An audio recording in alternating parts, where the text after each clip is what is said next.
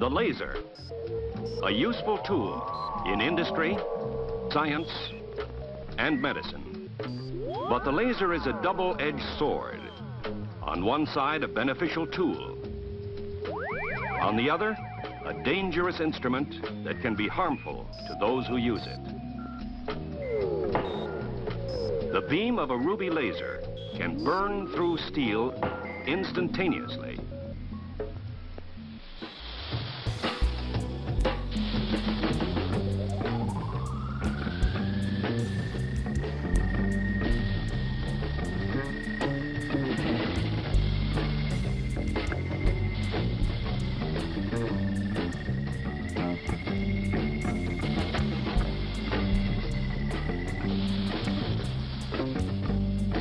Some laser beams cannot be seen. The CO2 laser beam is not visible at any time. Only its effects can be seen.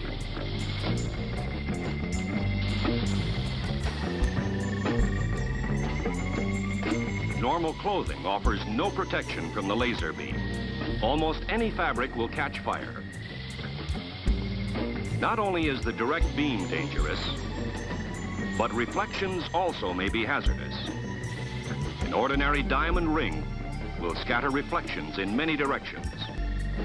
This invisible hazard can cause much damage to the eye. Two kinds of reflected beams may be present in laser operation: specular and diffused. Specular beams are reflections from a lens. They can be thrown in any direction from the lens surface. Anyone in the area may come in contact with the reflections. Specular reflections, in turn, may reflect off of any number of objects in the area. Even turning the head may not be a protection. Diffused beams are reflections from the laser target area. Diffused reflections tend to spread the beam over a wider angle, often diminishing the intensity. In some instances, contrary to the obvious, the farther away one stands from the target, the greater will be the damage to the eye. Eye damage can be caused by very low energy level. It takes only a small amount of the output of a 1-joule ruby laser to cause injury to the eye. Laser radiation falls within a very narrow portion of the electromagnetic spectrum. Various wavelengths cause damage to different parts of the eye. In the visible region, most of the radiation is focused by the lens onto the retina, the usual place of injury. The focusing effect increases the intensity of the radiation on the retina. For lasers operating in the infrared near the visible, the effects can be similar to those of the visible. Far infrared radiation, however, is absorbed by the cornea and conjunctiva. If the wavelength is shorter than that of the visible, it is ultraviolet and is absorbed by the cornea and the conjunctiva. At ultraviolet wavelengths closer to the visible region, because of the focusing characteristics of the eye, both the cornea and the lens may be injured. At ultraviolet wavelengths approaching the visible range, the radiation at the retina may be more intense than in the intervening tissues. Safety glasses should be worn at all times during laser operation.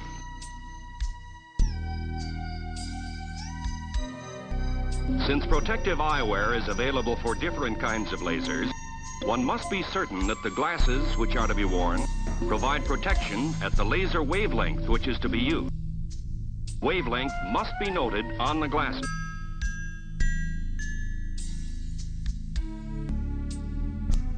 For long-range laser uses, such as in satellite tracking, There are several ways of figuring safe levels of exposure. One of these, the nomogram, figures in the loss factor due to the beam passing through the atmosphere and through the tissues of the eye, the aperture of the average pupil, the laser output energy in joules, the concentration of energy on the retina, and the beam divergence, thereby calculating a safe distance. As part of NASA's Earth physics program, several satellites are being tracked by the laser ranging systems located at Goddard Space Flight Center and other facilities in the United States. Anyone in an aircraft intercepting this beam at close range could conceivably receive serious eye damage. To prevent this from happening, lasers operate in conjunction with radar and visual observers.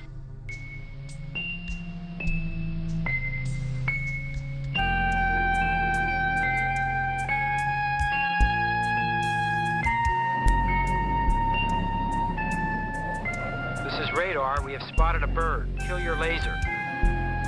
Roger. In order to provide a safeguard for low-flying aircraft, the laser operator works with a visual observer during tracking operations. Aircraft coming. Kill the laser. Roger. The high voltages required for the operation of lasers present another safety hazard, the high voltage power supply. It is designed to be safe.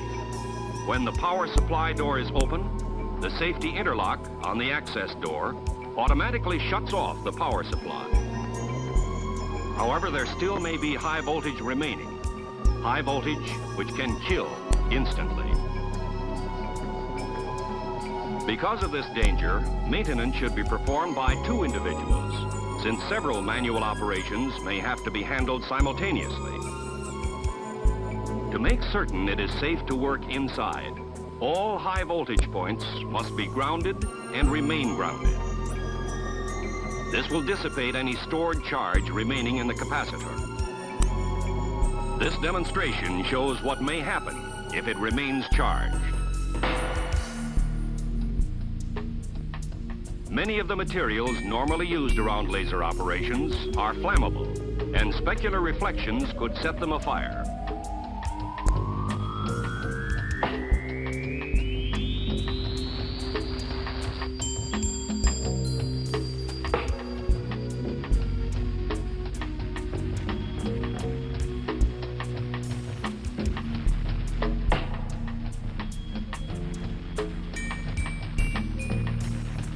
Cryogenic materials can be dangerous. This bottle of dry nitrogen should be strapped securely to a solid object. Should the bottle fall over and the regulator break off, the gases will propel the tank with extremely destructive force. Laser operation may result in the production of dangerous gases.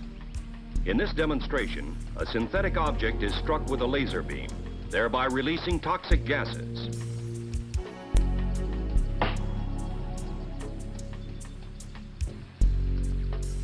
The laser laboratory should be ducted for the safe removal and disposal of various toxic gases. Any room in which a laser is operated should have certain basic safety features. The laser and its power supply should be positioned against a blank wall, so as not to block any escape route for the operator. Indicator lights on power supplies should be visible to the operator when wearing laser glasses.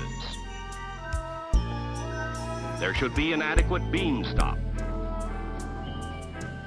The laser system should be isolated from any other activity in the room with a safe partition, such as a blackout curtain or folding screen. All windows and door windows should have blackout curtains or some other absorbent material.